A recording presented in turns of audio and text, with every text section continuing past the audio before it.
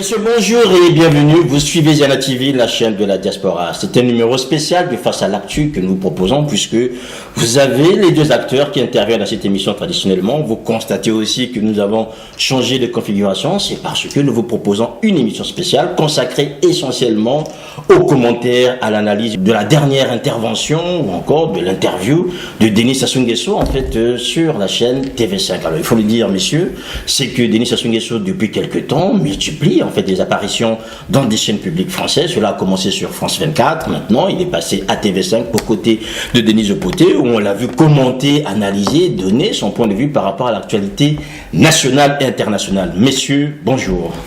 Bonjour, c'est Marcoso. Bonjour cher Sir et bonjour chers téléspectateurs fidèles à Ziana TV. Voilà, Jean-Jacques Pambou, Antoine Pachioulou, vous comprenez que cette configuration spéciale va nous permettre en fait de décortiquer ce qu'a dit Denis Sassou Nguesso. Déjà, rapidement, ces interventions, Antoine Pachioulou, on va commencer par vous, de Denis Sassou Nguesso sur les chaînes publiques françaises, alors qu'on ne le voit quasiment pas sur Télé Congo faire une intervention. Est-ce que pour vous, cela dit quelque chose? Bien entendu, c'est une volonté de Mpila de tenter de redorer son image au niveau communicationnel en demandant les services des différents médias étrangers. Et je voudrais tout de suite féliciter Denise Opoté pour son interview.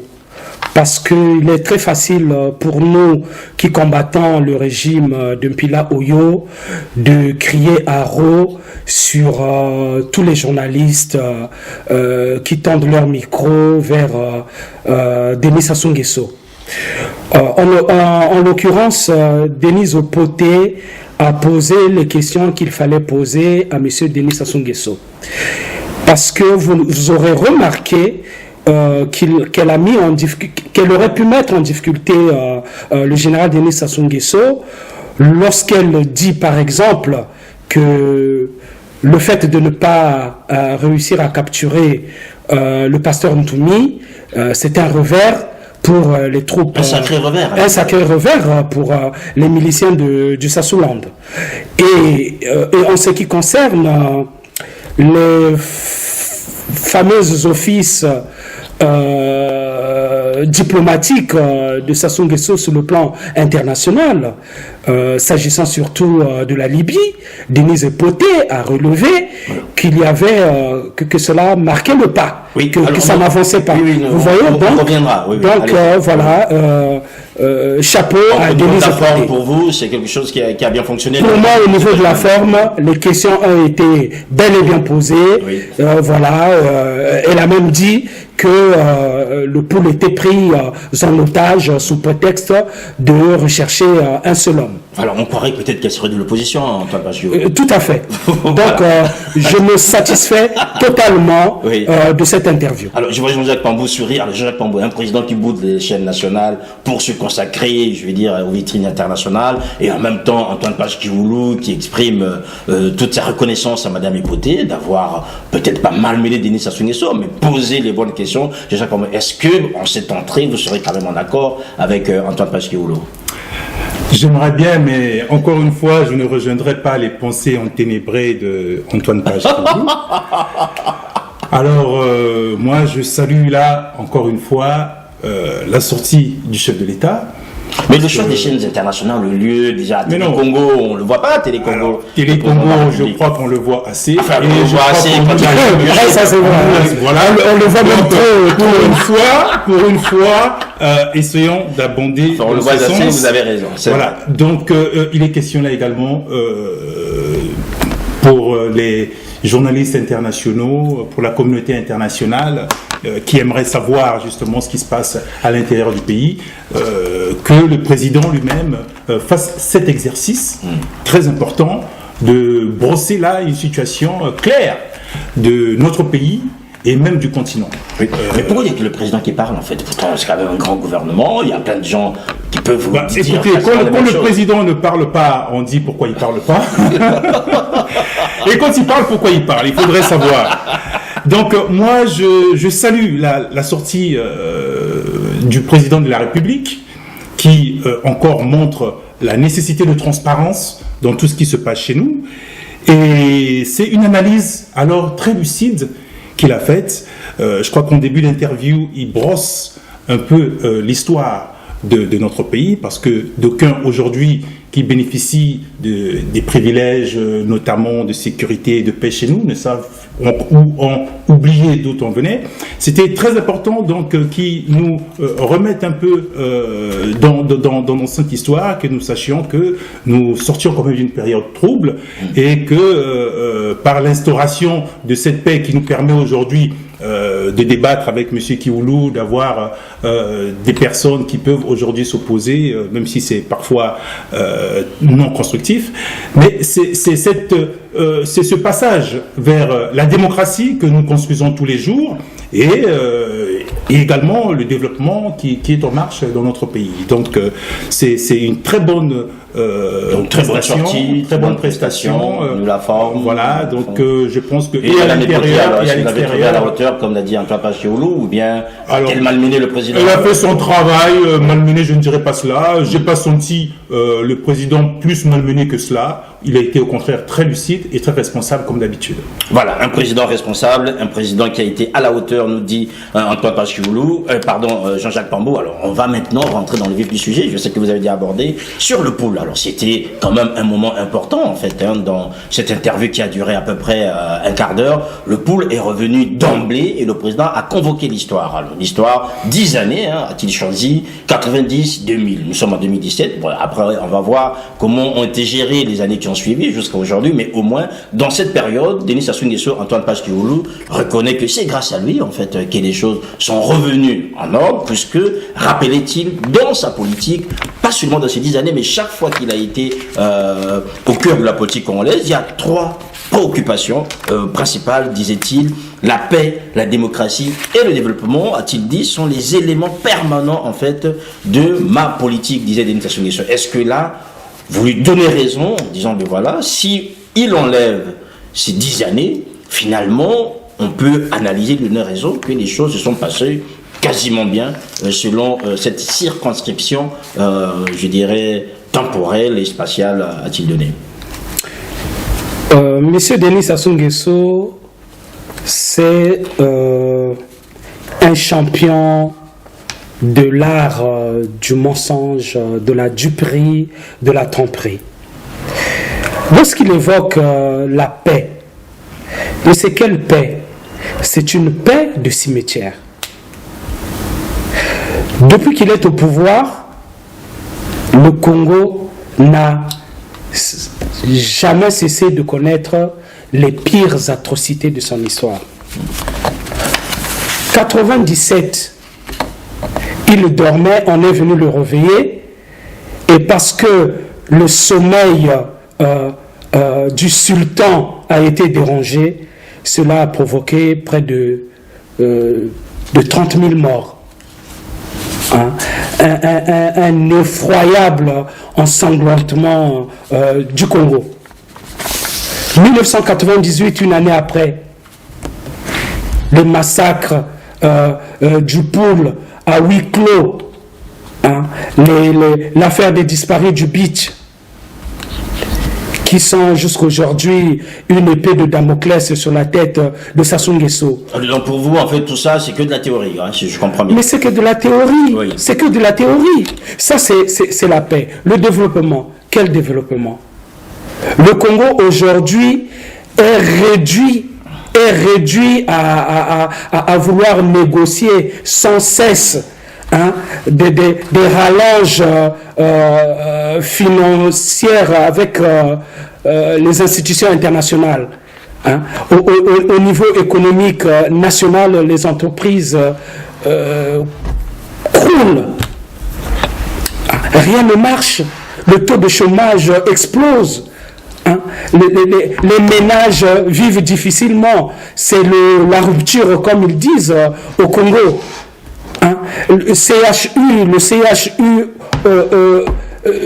on se moque du CHU, c'est devenu le CHTU. Alors, mais et par rapport Rien ne va au Congo par rapport à la aujourd'hui. démocratie, on a vu quand même que Denis Sassou Nguesso, c'est lui qui a été là au début. Hein. Il est parti pour permettre au Congo de pouvoir vivre cette période démocratique au début des années 90. Et aujourd'hui, on le voit durant les différents moments importants, convoquer les Congolais à se retrouver, puisqu'il a évoqué encore, en abordant la question politique au niveau national, qu'il était nécessaire de se retrouver et de donner toujours de la matière à cette démocratie congolaise. Antoine Pachkiwulu.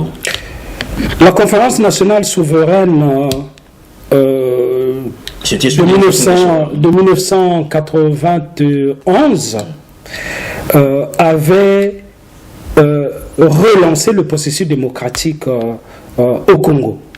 Nous étions dans ce processus avec le professeur Pascal Lissouba à la tête du pays, mais malgré les errements de ce premier régime démocratique, il n'y avait pas utilité de faire un coup d'État en octobre 1997. N'oublions jamais que Sassou Nguesso est un chef d'État autoproclamé au lendemain de sa victoire militaire sur son adversaire. Ah, qu'il a rattrapé après en organisant des élections début des années 2000. Mais lorsque un voleur, lorsque quelqu'un qui entre par effraction organise des élections, vous croyez que c'est des élections démocratiques? Même Pascal Lissouba en son temps avait dit: je n'organise pas les élections pour les perdre.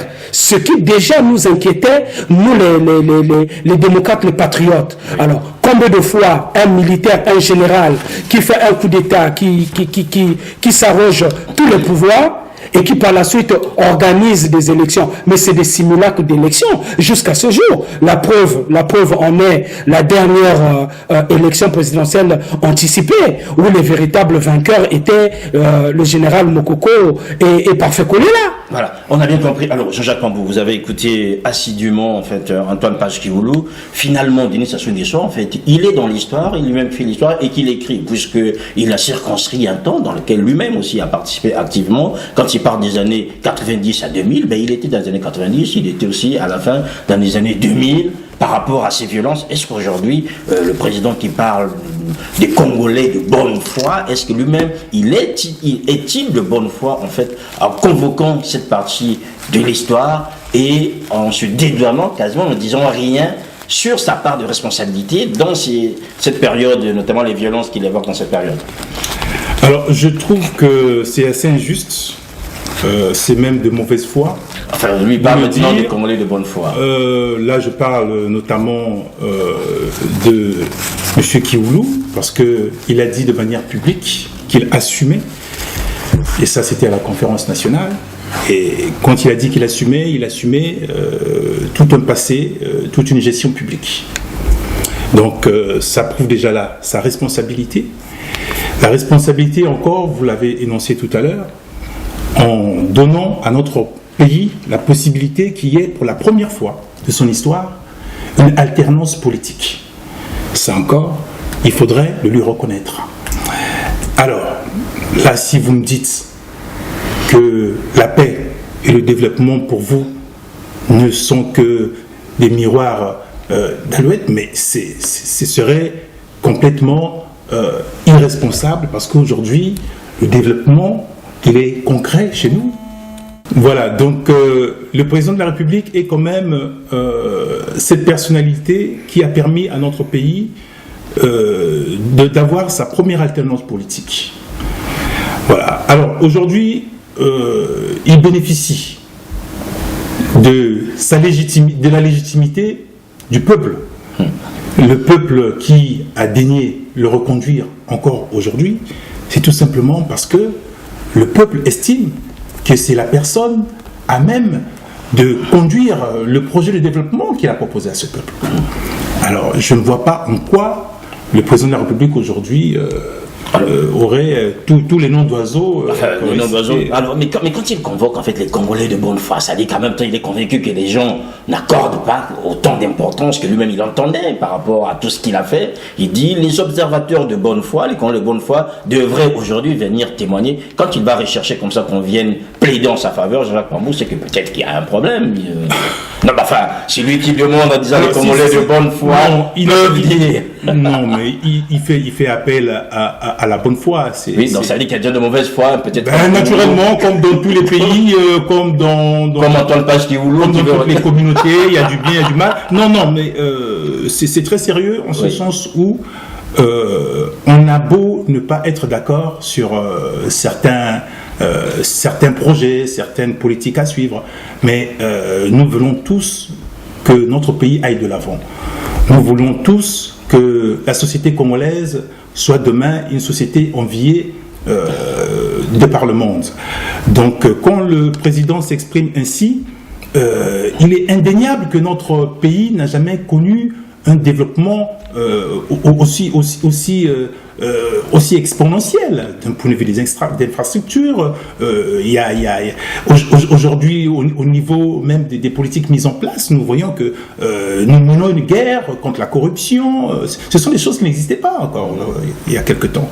Donc c'est pour cela qu'il appelle les Congolais de bonne foi à voir quand même ce qui a été fait. On ne dit pas que tout est parfait, mais tout est perfectible.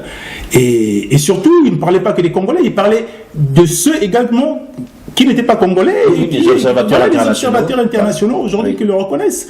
Donc ce serait faire un mauvais procès au président de la République que de dire que rien n'a été fait. Alors, Antoine Pachkioulou, aujourd'hui, peut-être que les observateurs internationaux, pour l'instant, ne se prononcent pas, pourraient dire qu'il y a une situation qui se fait énormément d'efforts pour épargner les populations du pool. On arrive là à cette question concernant le pool. Alors déjà, Antoine Pachkioulou, est-ce que vous considérez que le président de la République a évolué dans son langage, puisqu'il désormais ne parle plus de Ntoumi en tant que terroriste, c'est qu'il avait fait sur France 24, mais il appelle en fait un chef de secte, un gourou, accompagné de ses fidèles et ses compagnons qui le suivent, Antoine Pachkioulou. Est-ce que là, il y a une évolution pour vous par rapport au statut de Ntoumi aux yeux de Denis Sassou Nguesso?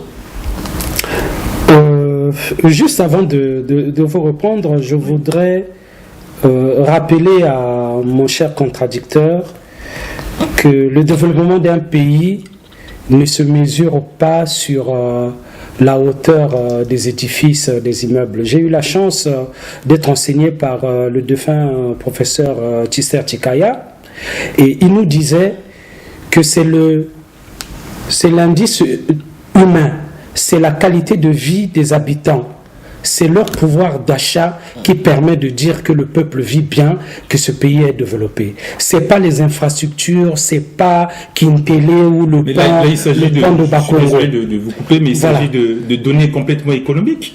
On ne peut pas concevoir qu'un pays aille bien quand les infrastructures de base ne sont pas mises en place. Donc il s'agit là justement des infrastructures de base qui sont en train d'être mises en place. Voilà. Pour que les Congolais vivent mieux demain. Ben c'est tout à fait naturel. Bien. Donc nous actons que nous vivons durement aujourd'hui pour vivre mieux demain, comme cela avait été scandé il y a longtemps. Oui. Ok. Alors, pour en revenir à votre question, mais vous savez, la crainte même lorsqu'il parle de secte, la crainte c'est que Denis Sassou Nguesso ne fasse pas un clin d'œil à Boko Haram. Dans la mesure où Boko Haram est une secte armée, alors il y a des personnes armées autour du pasteur Ntoumi. Est-ce que le considérer comme chef de file d'une secte ne vaudrait-il pas le comparer à... Denis Sassou voudrait obtenir la caution internationale du terrorisme sur le dos de Ntoumi? Voilà, sur le dos de Ntoumi. Mais il n'empêche, la vérité éclate au grand jour. Dès lors, hier, il disait qu'il n'y avait pas de crise dans le pool. Mais là, il a dit que c'était juste un petit caillou. Donc voilà, un petit caillou. Et c'est là où il y a tout le mérite de Madame Denise Hipoté. Parce que c'est elle qui lui fait dire ces petites phrases-là. Oui. Quand Sassou Nguesso reconnaît qu'il a un petit caillou dans la chaussure et qu'il faudrait enlever le petit caillou en question... Il a la solution tout de suite. Vous avez vu qu'il avait la solution. Il suffit de se déchausser. Oui, mais il n'arrive pas à se déchausser. Vous savez, lorsqu'il reconnaît, donc il reconnaît la crise dans le pool. Mais la crise dans le pool, c'est quoi? Il y a un récent communiqué des Nations Unies qui disent qu'il y a 24 404 personnes déplacées dans le pool. Donc ils sont hors de leurs lieux habituels de résidence. 28 535 se retrouvent dans la Bouenza et 28 090 sont à Brazzaville. Vous vous rendez compte? Donc, c'est des déplacés. Et ces déplacés-là, ce chiffre a été multiplié par 6 au bout d'un an. Parce qu'il y a un an, en juin 2016, il n'y avait que 12 800 personnes déplacées dans le pool. Et on se retrouve à 80 000 personnes presque. Vous vous rendez compte? Donc, il était temps que Sassou Nguesso, dans son aveuglement despotique, reconnaisse qu'il y a bien un caillou dans sa chaussure, mais nous ferons tout pour que ce caillou-là reste dans sa chaussure, le blesse profondément au point qu'il faudrait peut-être demander un chirurgien pour faire le travail qu'il faut afin qu'il ne soit plus en marche pour vous convoquez là plusieurs éléments. Tout à fait. Parce qu'il vous le... Voilà. Jean-Jacques Pambou, vous avez que sa marche tyrannique s'arrête nez. Alors, Jean-Jacques Pambou, on voit très bien qu'aujourd'hui, le pool reste un point de focalisation aujourd'hui au niveau international pour le Congo.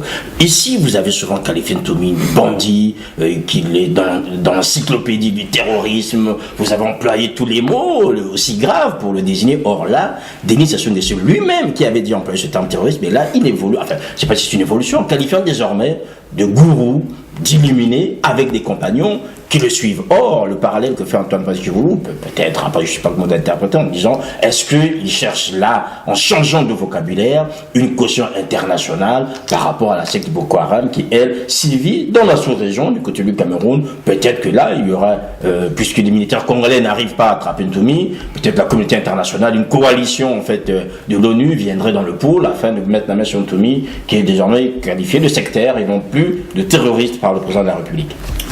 Alors, j'aimerais commencer à dire à mon contradicteur Antoine Page-Kivoulou, vous savez, un oiseau, quand il secoue les branches d'un arbre, il est lui-même aussi secoué. Qu'est-ce à dire? Cette situation du pool émeut toute la population du Congo aujourd'hui. Donc, personne ne peut se satisfaire de ce que vivent ces populations, notamment les souffrances de ces déplacés. Tout simplement parce que un illuminé, l'un n'empêche pas l'autre. Il s'agit bien d'un illuminé, d'une secte qui aurait eu un certain appel et voilà, qui serait en plein élucubration. Le président de la République est le père de la nation. Un président de la République, c'est quelqu'un qui fédère. C'est comme un papa, c'est un père. Quand les enfants ont fait des bêtises, le père, il prend de la hauteur. Donc, vous pourrez interpréter son discours comme vous le voudrez. Enfin, ce qui importe pour lui, oui, c'est l'intérêt général. Et non les petits intérêts égoïstes que pourraient avoir les uns ou les autres. Donc, il sort du lot pour trouver une situation à tout ce qui se passe dans le pool, parce que il a répété, ce n'est pas la première fois. Et voilà, pour un papa qui veut toujours que la famille soit réunie autour d'une table, il cherche toujours la solution. Alors, Jean-Jacques Pambou, mais c'est quelle solution? Est-ce que pour vous, Ntoumi terroriste a disparu, en fait, il n'y a plus de problème? Mais cela n'empêche pas qu'il soit terroriste, cela n'empêche pas qu'il soit bandit. Vous l'avez toujours souligné ici. Nous, le président l'a dit, que c'est comme un caillou qu'il y a dans une chaussure, mais je ne sais pas si vous avez bien compris la métaphore. Antoine Page l'a compris, puisque cette caillou. Mais si le dit, il dit bien qu'il faut s'arrêter, enlever le caillou et continuer. Mais le problème, c'est que nous ne voulions pas nous arrêter. Et là, je parle du développement économique. Nous n'avons plus du temps à perdre. Monsieur Ntoumi, il nous met en retard. par rapport au développement économique que nous avons à mettre en place pour notre pays. Vous demandez à Sassou Nguesso de ne pas s'arrêter, Donc, à votre président de ne pas s'arrêter pour enlever Là, le nous caillou. sommes contraints Voilà. de nous arrêter pour enlever ce caillou. Ah, Très bien. Alors, Mais- il faut quand même un dialogue, alors, finalement. vous- Attendez, mais vous savez, le dialogue, c'est la tarte à la crème de nos amis de l'opposition. Ils ont toujours appelé au dialogue. Et Il a rappelé qu'ils n'y vont pas. Hein. ils n'y vont jamais. Oui. Curieusement. À Ouesso, on ne les a pas vus. Donc, dès qu'on met en place des instituts, des espaces de dialogue, ils n'y vont pas et ce sont les premiers à demander le dialogue. Il faudrait savoir. Mais donc là, encore une fois, le président de la République a montré qu'il était un père, le père de la nation, il était au-dessus de tout. Il s'agit, malheureusement pour nous, qui sommes dans une dynamique de développement, dans une dynamique de faire en sorte que notre pays ne prenne pas de retard. Cette situation du pool nous cause un gros problème, surtout économique, vous savez, avec le problème du train qui ne peut plus passer, venant de Pointe-Noire, bref, avec la conjoncture internationale aujourd'hui qui nous appelle à maîtriser nos dépenses. Nous n'avons pas besoin de cela. Donc, c'est irresponsable, mais nous sommes obligés de passer par cette phase de cohésion nationale pour que nous trouvions une solution. La dernière fois, je vous ai dit que nous attendions des interlocuteurs crédibles, et c'est là et en voie d'être fait. Ça va être résolu pour que... alors, on a parlé de cailloux, mais il y a quelque chose qui fait encore plus mal. Ça veut dire que si on reste plus longtemps, j'ai entendu quelqu'un dire même que ce serait pire s'il y avait un grain de sable dans une capote. Voilà. Donc, pour dire que le président de la République a pris tout son sens de responsabilité pour que nous essayons de régler cette situation. Et j'espère que les protagonistes vont être raisonnables pour que nous avancions. Alors, Antoine Pagiolo, on va terminer avec ce sujet sur le pôle. Le président de la République a bien dit, hein, il a rassuré tout le monde en disant tout le monde ne sera pas tué. On attend juste qu'on l'arrête, qu'on le juge, qu'il réponde de ses actes. Est-ce que là aussi, on n'est pas dans cette fermeté qu'on a vue au départ en disant, bon, un terroriste, souvent, on négocie pas avec les terroristes. Or là, il a dit à 2 ou 3 reprises qu'il voulait qu'il soit arrêté, Toumi et ses compagnons, qu'il soit jugé, remis à la justice, et finalement, comme a dit Jean-Jacques, peut-être un bon père qui ne voudrait pas commettre, je dirais, le meurtre, tuer un fils, le ramener au bercail, tout simplement, faire jouer les institutions. mais il ne faudrait pas que nous soyons les dindons de la farce, qui n'a que trop duré. J'espère que cela ne soit pas vrai. Oui. Je voudrais voir Denis Sassou Nguesso radicalement opposé à M. Binsamou Frédéric. Parce que la dernière fois, en 98-99, avec leurs accords de cessez-le-feu et de paix, M. Binsamou est devenu ministre de cette république bananière. Si demain, les négociations que M. Binsamou demande, et c'est son droit, puisque ce n'est pas un va-t-en-guerre, la guerre lui est imposée, il ne fait que se défendre et résister. Mais si demain, Sassou Nguesso dialoguait de nouveau avec M. Frédéric Binsamou, nous patriotes, nous démocrates, que penserions-nous? Donc vous voulez du statu quo finalement? Nous dirions que finalement, le poule et ses populations, et pas seulement le poule et ses populations, y compris tous les Congolais qui sont partout dans le pays, partout dans le monde, qui souffrent de cette tragédie, nous dirons qu'on a été manipulés, qu'on s'est foutu de notre gueule. Par qui? Par Toumi? Par Toumi et Sassou Nguesso. Alors si je comprends bien, Antoine Pagiolo, pour vous, en fait, pas d'initiative de dialogue, c'est-à-dire que les positions doivent rester comme elles le sont aujourd'hui, quitte à ce qu'on aille droit dans le mur, on y est quasiment déjà, mais pour vous, ça ne changerait absolument rien qu'il y ait des initiatives de dialogue, puisque Ntoumi envoie des gens auprès de Sassou. Si Sassou demande à parler peut-être à des gens qui sont avec Ntoumi, Jean-Gustave Tondo aujourd'hui est parmi les gens qui négocient pour cela. Pour vous, en fait, il faut arrêter tout ça et qu'on garde les positions. Si je devais parler en mon propre nom, Oui. je rappellerai que depuis 1999, le mouvement politique dans lequel je suis, Kimpwanza, avait demandé le compromis historique à M. Denis Sassou Nguesso par une lettre publiée dans un magazine sur la place de Paris.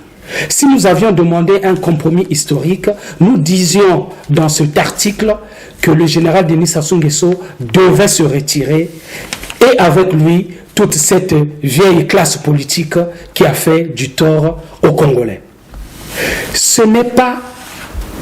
Et aujourd'hui, nous ne sommes plus à ce niveau-là.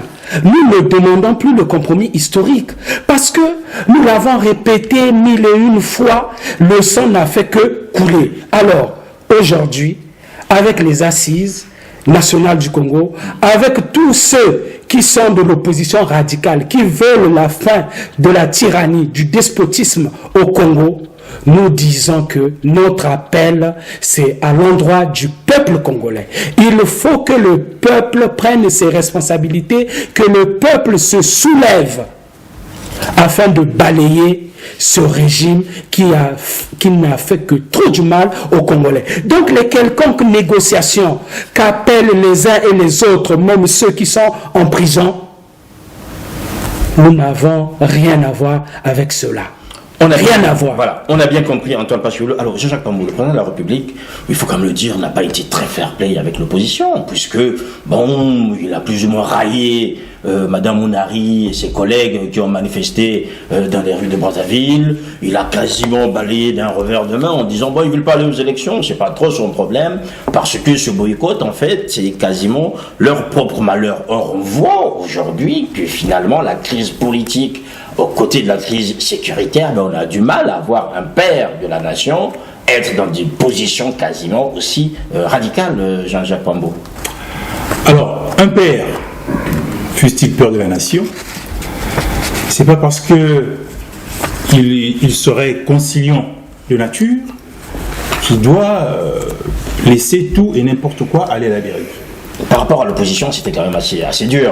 Vous ne pouvez pas dire cela parce que cette marche dont il a parlé, elle n'a jamais été autorisée. Elle n'a jamais été autorisée.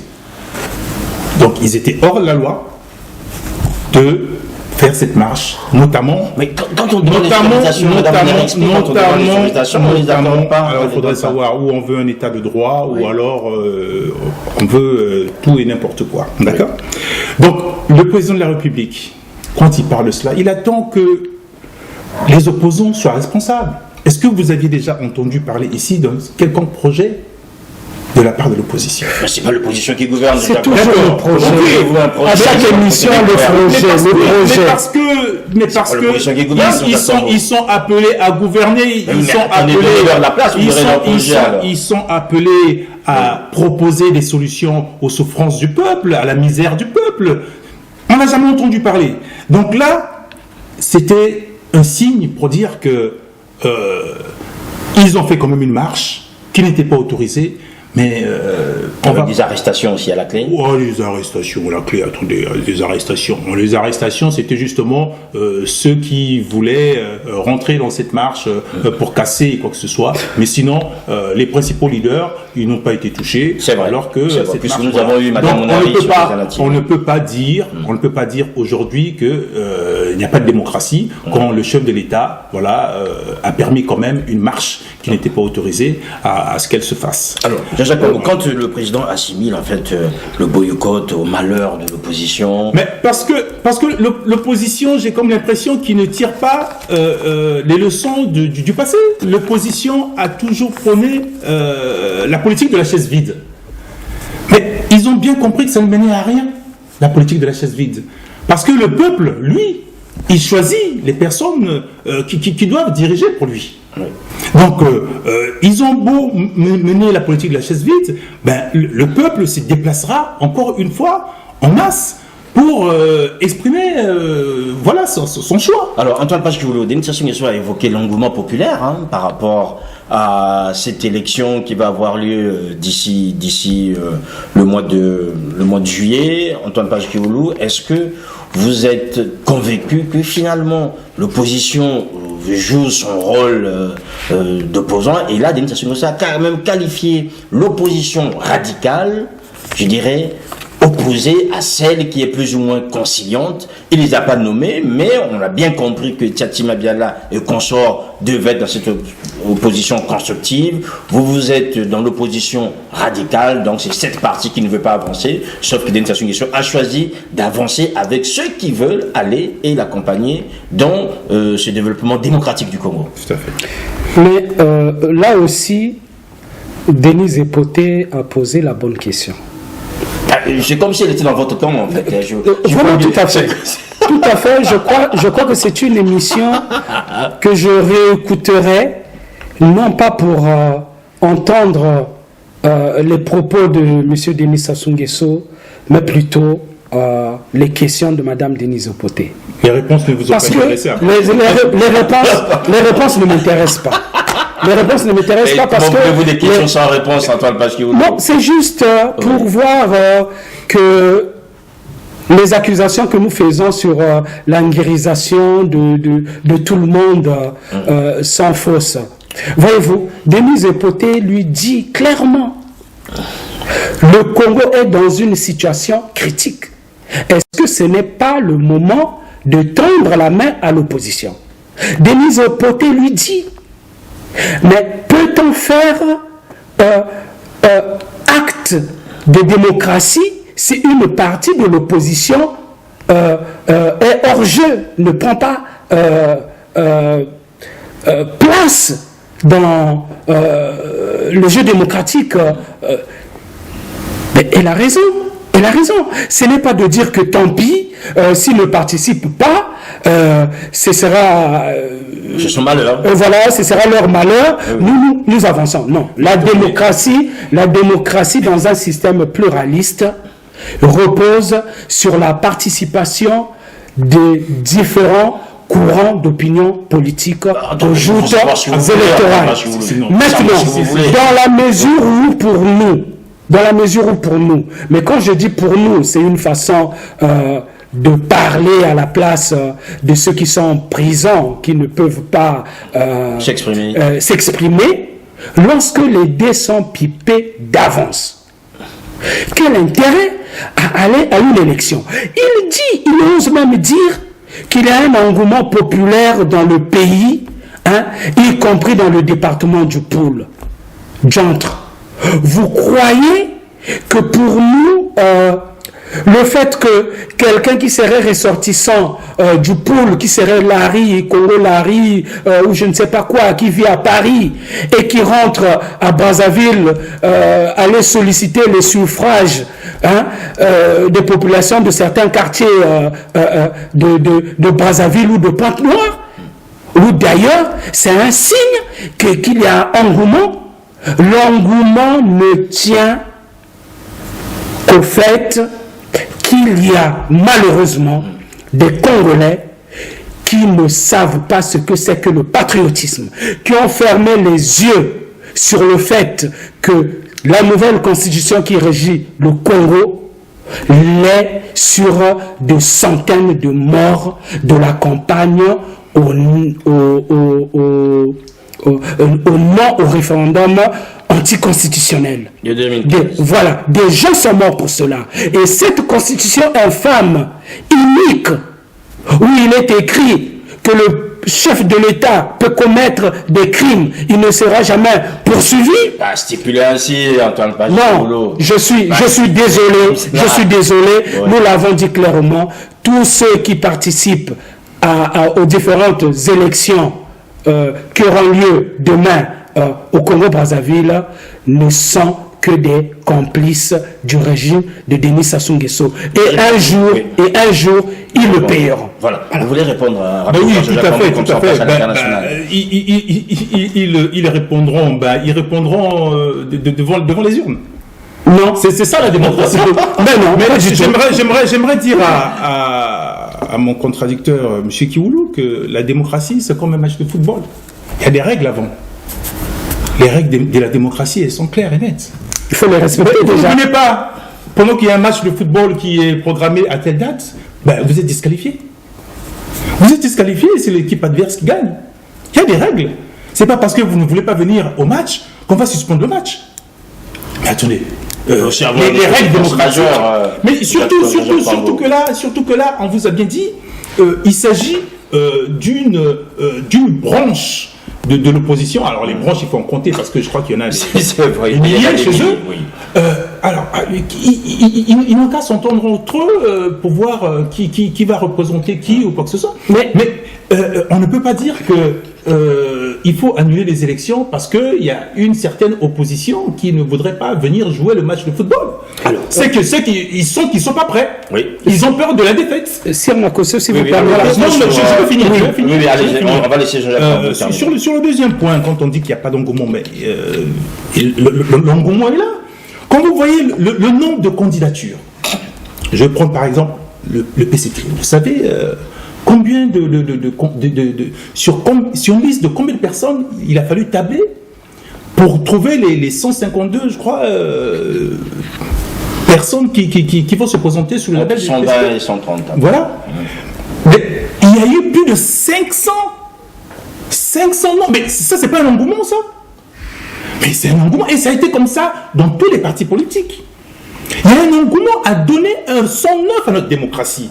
Et surtout que là, il y a une nouvelle constitution qui s'inspire de cette notion d'ouverture, oui, qui s'inspire de cette notion d'appel d'air à la jeunesse, à la parité. Vous avez plus de femmes, vous avez la jeunesse qui est là. Mais c'est de l'engouement qui se vit au quotidien. Alors, rapidement, on va terminer sur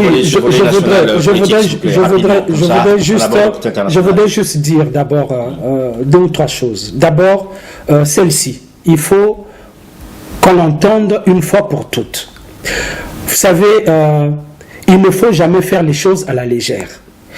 Tous ceux qui se sont portés candidats au local certains l'ont peut-être fait de façon sincère. Mais il n'empêche que, et on l'a entendu de la bouche de M. Denis Sassou Nguesso, qu'il y a de la récupération pour M. Denis Sassou Nguesso, il a un engouement populaire, et donc cela conforte le pouvoir en place, d'une. De deux, je voudrais revenir à la marche. Je voudrais saluer ici Madame Mounari et les Zachary Bouao et autres résistants de Brazzaville. Oui. Pour la première fois, nous le regrettions souvent. On les a souvent condamnés. Donc, raison de plus aujourd'hui, comme dit l'adage, il n'y a pas la liberté, il faut bien blâmer parfois pour pouvoir flatter aussi lorsque de bonnes choses sont engagées. Pour la première fois, nous avons vu des opposants congolais prendre l'initiative de faire une marche, même si elle n'est pas autorisée. Et nous disons bravo, il faut continuer de cette manière, parce que attendre les autorisations, nous sommes dans un système autocratique, et Jean-Jacques Pambo a dit même que Sassou Nguesso a laissé faire, parce que tout vient de Mpila, c'est lui qui autorise ou qui interdit. Il y a des lois. Il faut braver le pouvoir autocratique, parce que le Congo n'est pas une démocratie, le Congo est une république bananière, et cela a été démontré à maintes reprises. Merci. Nous avons vu en France, ici, où certaines manifestations qui n'étaient pas autorisées, on a laissé faire quelque part, pour toujours sauvegarder l'unité nationale. Très bien. C'est le sens de responsabilité. Très bien, Jacques Comboirle. Il ne reste plus beaucoup de temps. Rapidement, au volet international, je sais que le volet national était plus important pour nous. Le volet international, Jacques Comboirle, est-ce que vous dites toujours Cocorico a Denis Sassou Nguesso sur son engagement, notamment dans ce front bleu? Aujourd'hui, il a répété, en fait, au niveau de l'économie bleue Afrique. Aujourd'hui, c'est lui qui porte, en fait, ce combat, mais on le trouve quasiment seul, on ne voit pas les autres sont enthousiasmés, que ce soit son compère Biya ou encore M. Obiangement, on ne les voit pas courir à Oyo ou en Brazzaville pour venir le féliciter par rapport à ce front bleu. Mais vous savez, on est rarement prophète chez soi. Heureusement qu'il y ait des observateurs internationaux. De bonne foi. Des observateurs internationaux qui reconnaissent au chef de l'État cette capacité à voir au-delà des propres intérêts de son pays. Voilà, donc faisons partie de ce lot de pays qui ont donc en gestion le bassin du Congo. Le président de la République a pris des initiatives très fortes. Et pas tout seul, en y associant tous ses frères également. On ne les voit pas courir non plus à Brazzaville. On ne les voit pas courir parce que ils n'ont pas à courir ou quoi que ce soit. Les présidents, quand ils se parlent entre eux, ils ne sont pas là. On n'est pas là, on n'a pas besoin d'être là, on n'a pas besoin d'écouter cela. Il y a des instances qui sont là. Il y a toujours au moins des investigations. J'aimerais ici donc saluer ce travail gigantesque du président de la République, reconnu au niveau international, pour la sauvegarde de l'environnement, de notre humanité commune. Et on a parlé de Boko Haram tout à l'heure, mais je peux vous rassurer que le président de la République ici aussi prend une part active aujourd'hui avec son homologue Paul Biya pour que ce phénomène de Boko Haram soit localisé, contingenté et qu'il n'arrive pas chez nous.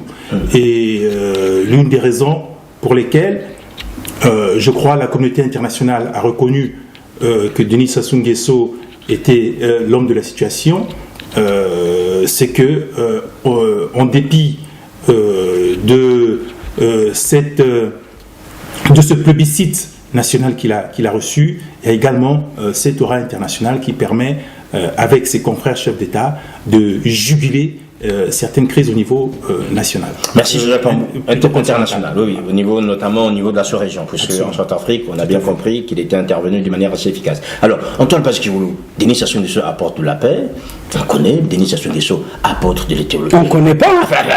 C'est un slogan. Oui, mais bon. Voilà, c'est des titres. Peut-être c'est un autre slogan. Denis Sassou Nguesso, l'apôtre de l'écologie, notamment au niveau du bassin du Congo. On peut lui reconnaître ce mérite d'avoir, au niveau de la COP22 à Marrakech, ramener ce projet sur le tapis et faire en sorte que le Congo aujourd'hui est le pays pilote pour cette économie bleue ou encore ce fonds bleu qui a été en mois de mars dernier en fait initié à Oyo. Les écologistes aiment défendre la nature, mais connaissez-vous l'espèce la plus menacée au Congo? Dites-le-nous. C'est l'homme, c'est le Congolais. Et il est menacé par un prédateur qui s'appelle Denis Sassou Nguesso. Donc, oui. Si nous devons nous préoccuper, nous, résistants congolais, si nous devrions nous préoccuper de l'écologie au Congo, c'est d'abord de la protection de l'humain. Du Congolais. Ça ne compte pas, quoi. En fait, aujourd'hui, cette initiative qui est planétaire, qui est reconnue par l'ONU, qui est reconnue par toutes les internationales, pour vous savez, à la limite, on peut s'en passer. Les intérêts premiers du Congo, c'est d'abord la sauvegarde du Congolais.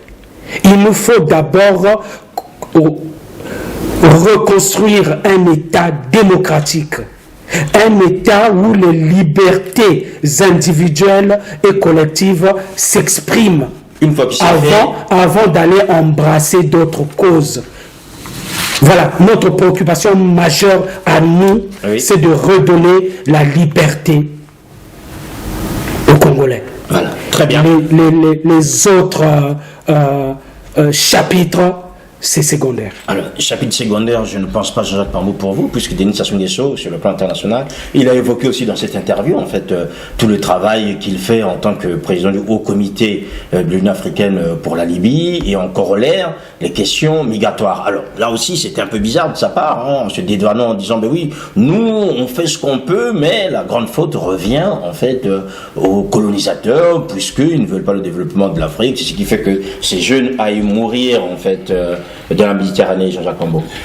Avant de vous répondre, j'aimerais revenir très rapidement. Mais rapidement, très rapidement, parce que... juste pour dire à mon contradicteur que, vous savez, un bébé, quand il est au dos, il ne sait pas que la route est longue, mais il est au dos. L'opposition congolaise aujourd'hui est comme ce bébé que nous portons.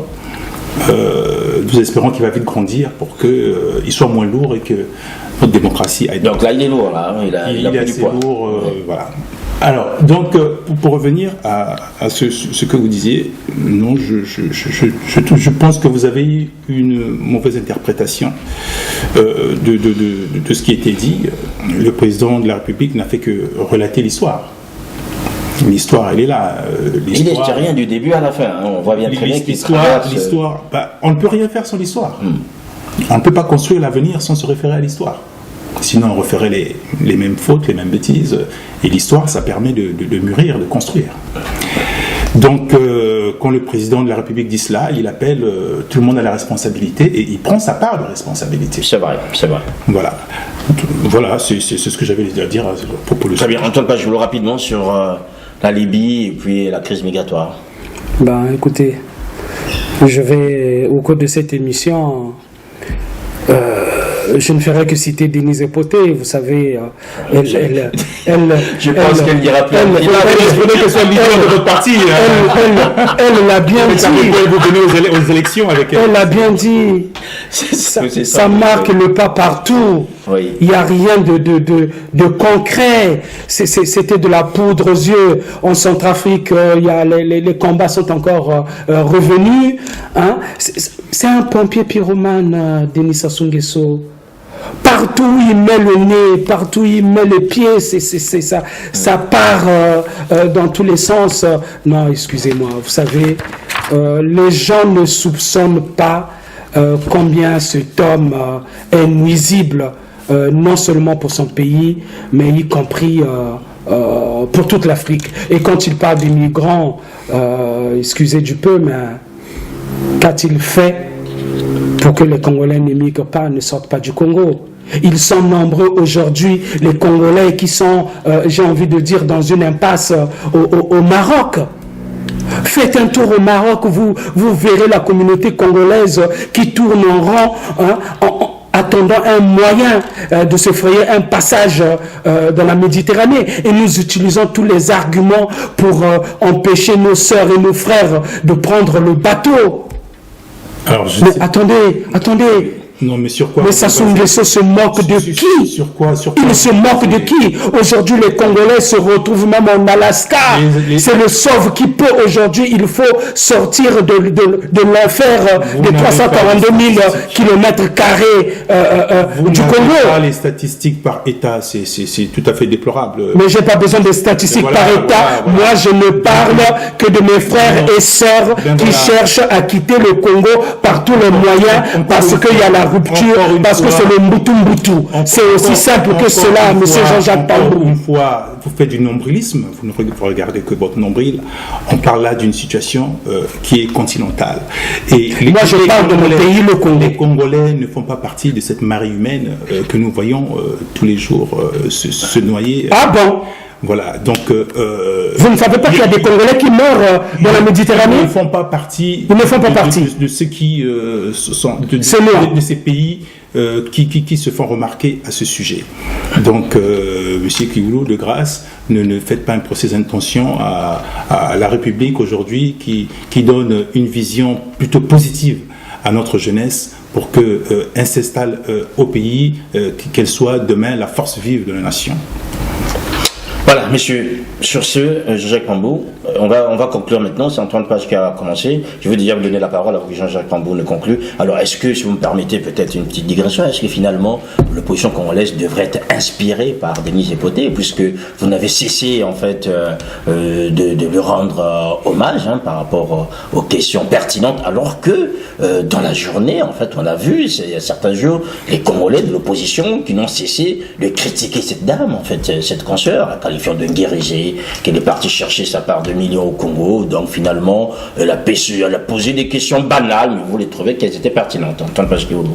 C'est peut-être, cela est dû peut-être au fait que j'ai aussi exercé comme journaliste. Et donc, je me dois de reconnaître, quand il le faut, l'excellence d'un travail. Ce n'était pas à Denise Epoté d'aller acculer Denis Sassou Nguesso, de rebondir sur les réponses de Denis Sassou Nguesso. Un format de 15 minutes, donc nous ici on en a quasiment eu. Voilà, si les réponses ne lui plaisaient pas. Oui. L'important c'était de poser les questions.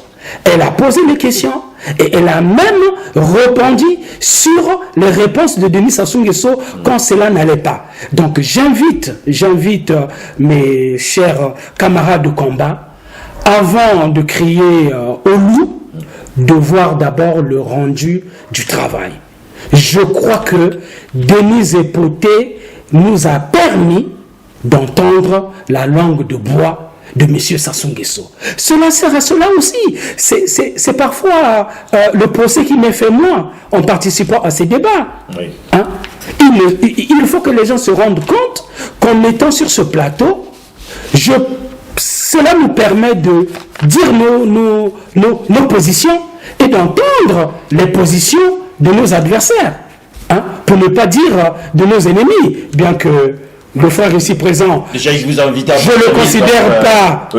le considère pas comme un ennemi, la promiscuité aidant, c'est en sa faveur, mais dans tous les cas, non, moi je ne... Parce que lui, il est à la droite, là, je vois. Voilà, je ne me dédie jamais. Je considère tous les pécétistes, tous les affidés au pouvoir de Mpila, non pas comme des adversaires politiques, mais comme des ennemis. Tout simplement parce que j'ai grandi avec la révolution de 1963. Je suis un enfant de la révolution. Et dans cette révolution, on disait, les ennemis du peuple sont nos ennemis. Et l'État Mpila Oyo qui tue, viole, pille sont mes ennemis, ce ne sont pas mes adversaires. Merci Antoine Page. Alors Jean-Jacques Pambou, maintenant, est-ce que Denis Epoté pourrait repartir à Brazzaville, puisqu'on voit qu'elle inspire en fait l'opposition et qu'elle pose les bonnes questions, avant que vous ne concluiez, Jean-Jacques Pambou, rapidement. Le moins que l'on puisse dire, c'est que nous nous retrouvons, enfin, on va dire, sur la même longueur d'onde, en ce sens où cette journaliste a fait preuve de professionnalisme. Donc on ne pourra pas demain dire que le président de la République ne répond qu'à des questions toutes faites. Qu'on ne relance pas. Qu'on ne relance pas, voilà, et que c'est typé d'avance. Préparé à l'avance. Voilà.